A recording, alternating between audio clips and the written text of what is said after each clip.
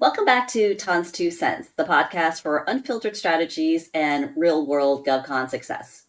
I'm your host, Tanwilson, and today's episode, it's a good one.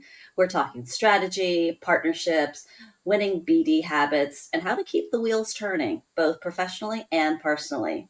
Today, I'm joined by Lauren Wingate, a seasoned business development professional who's made moves, literally and strategically. She's transitioned from the heart of DC GovCon to Atlanta to be closer to family and has kept her momentum strong while working for one of the most successful firms in the GovCon space. And she's heavily involved in the NCMA, or the National Contracts Management Association, and brings insights from both the business development and the contract side of the house. Lauren, welcome to our show. Say hello to our listeners, the Intellectuals, and tell us a little bit about yourself and your company, and why you love BD so much. Thank you. Thank you so much. I feel so thrilled to be joining you all. Hello, Intellectuals. Thank you so much for having me. This truly is my life. I live, breathe, walk, talk, GovCon. And if you follow me on LinkedIn, you know that's my motto. But again, my name is Lauren Wingate, and I'm dialed in from Atlanta, Georgia, where I relocated with my family. This is really where I wanted to raise my kids. People thought I was nuts when I left the bubble of Northern Virginia. I love Northern Virginia. I love all of my wonderful classmates from George Mason, my high school friends. I keep in touch with everyone. I actually have a brother out in Warrenton still. So I have a lot of connections there. And I think beginning this GovCon career there definitely helped me a lot in making that transition easier to move away and still have those threads. Clearly I visit the DC area frequently, and that's definitely helped keep me connected to those important relationships that I've had for a really long time now.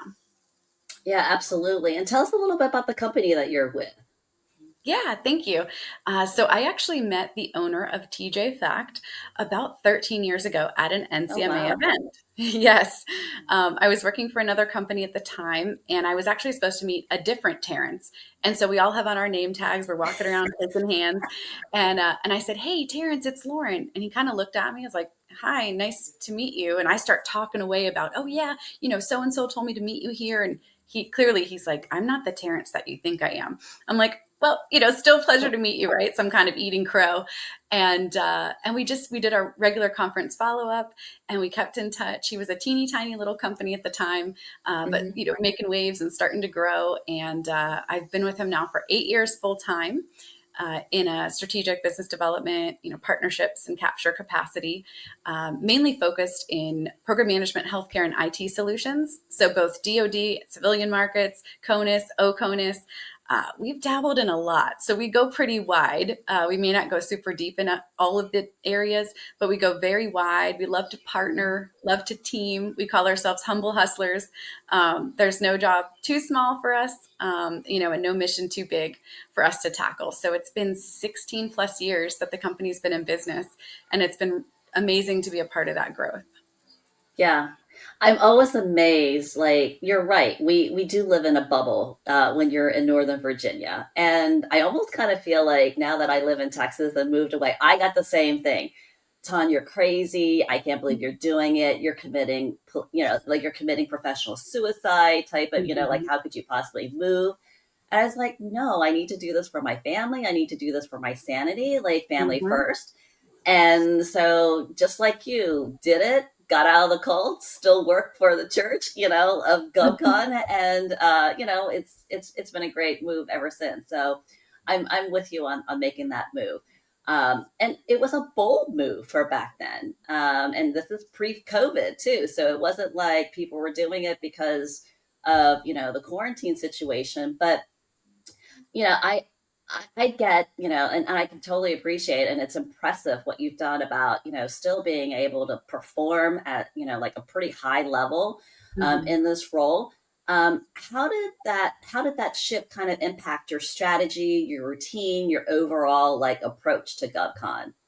Yeah, that's a great question. I think for me, learning in the very beginning of this career that you kind of need to know all the different pieces of the procurement life cycle. And so to make yourself invaluable with whatever company you work for. So yes, my heart is in BD and capture. in sales, I was able to, at an early phase, learn all of the different pieces to contract management, right? Post award, pre award, the full soup to nuts gamut. And so the same concepts that I learned in the beginning were to, clearly follow through, make your network very wide and broad, find those strategic teaming folks that you're going to rely on forever and ever and ever, and keep going back to whatever company they go to. So whether you're in DC, whether you're in Atlanta, whether you're in Texas, building those relationships, picking up the phone and still calling folks, texting people, forcing a connection without it being unauthentic, right? And so, Yeah. really just keeping those friendships going, because they're friendships, right? And we've talked about this before, regardless of where you're located, showing up at conferences, showing up at matchmaking events, even if they're virtual. I'm in chat rooms all the time for agency industry days. I just was on the Secret Service one just a couple weeks ago. And I use the chat box. I put my name out there. I see someone else posting. I'm like, that sounds like an interesting company. I don't know them. Or maybe there's someone I just haven't connected to in a while. Maybe Right. we've just kind of gone a little cold. We've both been busy. We've both been running, tracking, multiple opportunities. And so it's a chance to reconnect with folks I already know, and then to build those new bridges. And so I have had, since the Secret Service event, I've had 3 follow-ons with new, companies that are new to me, people that are new to me, with real potential for teaming. And so I think being present, I participated in last month's DHS vendor outreach session. I had 4 one-on-one / matchmaking sessions with reps from the small business offices. I think for me, it was just having that FaceTime, even though it's through the camera clearly on our laptops, but having that connection point. Because at the end of the day, we're all people. We want to work with people that we like, people that we trust, people that that we can get to know, right, on a personal level and professional. Right. And so, again, regardless of where you are, clearly I make trips up to DC pretty frequently, but being present, being in person at some times when you need to be, or sometimes, we leverage those hybrid or virtual events. Not all of them pan out the best, right? I'm sure there's some we could leave behind that were just nightmares. But I think in general, finding a company based here in Atlanta that had a global presence has definitely helped keep me, connected in ways I never could have imagined, when I did leave DC. Yeah, exactly. And we're going to talk about travel and how to balance all of that, like in person here later on in this episode. But you're right. It's just trying to be present and doing that in different ways. And you and I don't always chat. We're not always like in touch. But it's almost kind of like you've got that BFF at GovCon where you don't have to talk every day, to know that if I'm going to drop you a line, it's a sincere reason why I'm, like connecting. Maybe I saw something that you posted that I want to Mm-hmm. have a conversation about, or just, hey, how's life? Like let's just kind of catch up. So I think anything that you can do to try to, stay present in any means is really super helpful, um, for any profession, really. So, 100%. well, so let's just dive into like our first segment here and NCMA. I really want to talk about this because there are so many different associations out there. I belong to NCMA. You are too. I know a lot of our intellectuals are members. There's APMP, there's AFCEA, there's CCAP. There's not a lack of associations out there for you to be a member of. Some are better than others, and then you belong to certain ones for different reasons. And I really kind of want to talk about NCMA because it is such a diverse but very specific niche type of organization. I know that you have sat in leadership positions, and I think the intellectuals would just really kind of benefit from understanding a little bit more about your time and how it's kind of helped you, and from your perspective, like how can like BD professionals besides contracts, like management professionals really kind of use NCMA to kind of like gain an edge and where the strategic value is in the organization. Yeah, thank you so much for asking that question. I adore NCMA. I remember first Googling it, and I think the first thing that comes up is the National Concrete Masonry Association. So if you go to Google it, you have to kind of already know that it means the National Contract Management Association. But to your point, people ask me all the time, especially like newbies in GovCon, Mm-hmm. how the heck do you pick what association to Right. belong to? You can't, I mean, could we afford all of them?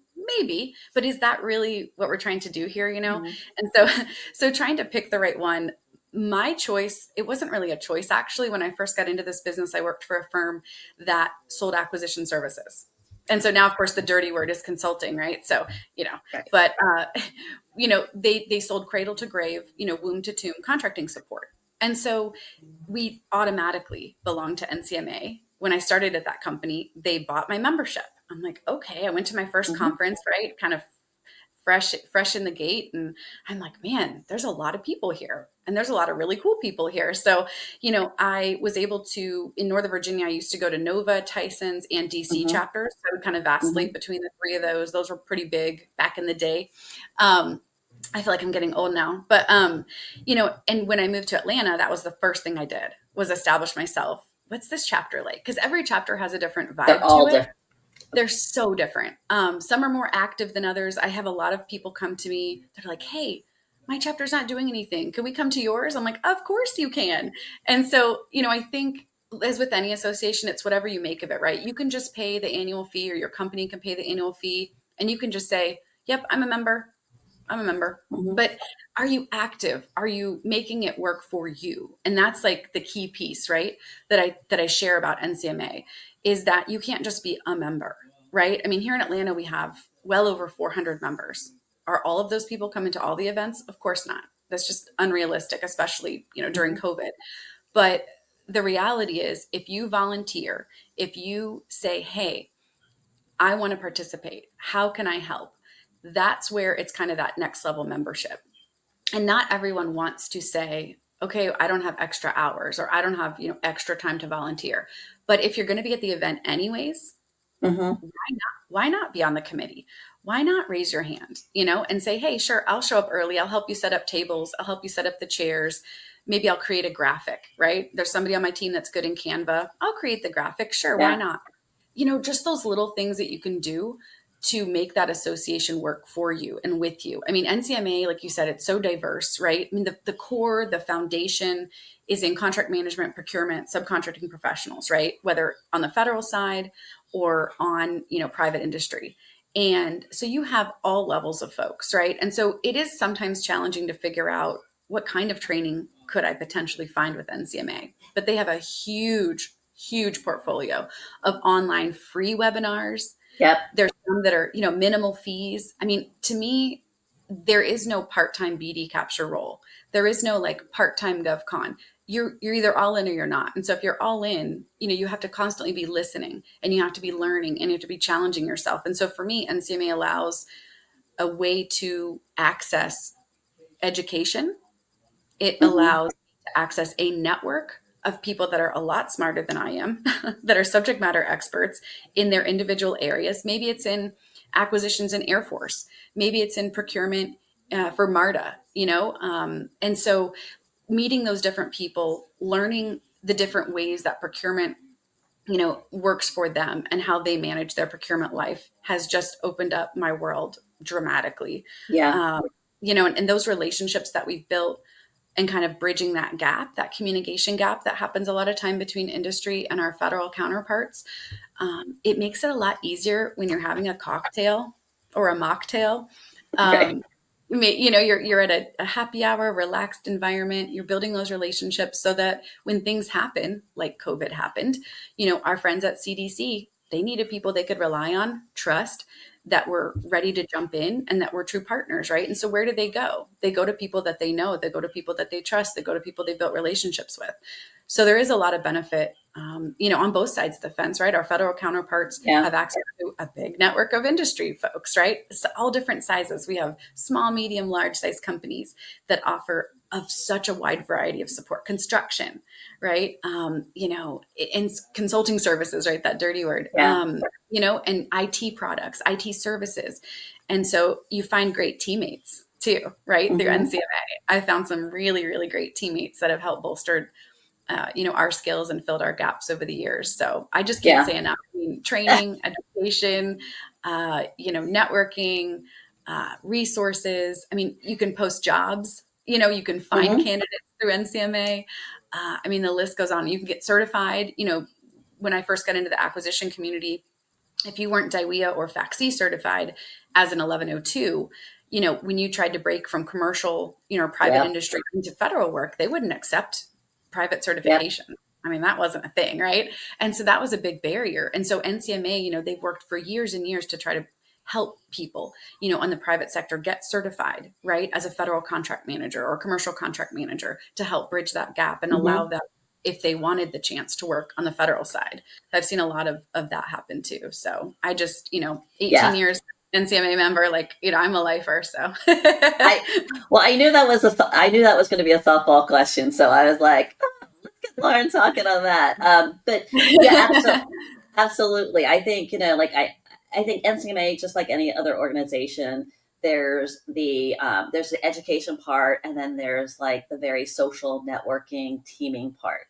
Mhm. And you get out of organization what you put into it, and so I know that our intellectuals will be very interested in knowing that, because I've spoken about it and I use it personally, um, less for like the networking, but more for the education. Like I've got to stay up and stay fresh, Mhm. and stay relevant, on any of the Yeah. contracting challenges and issues, and what's the challenge of the day type of thing.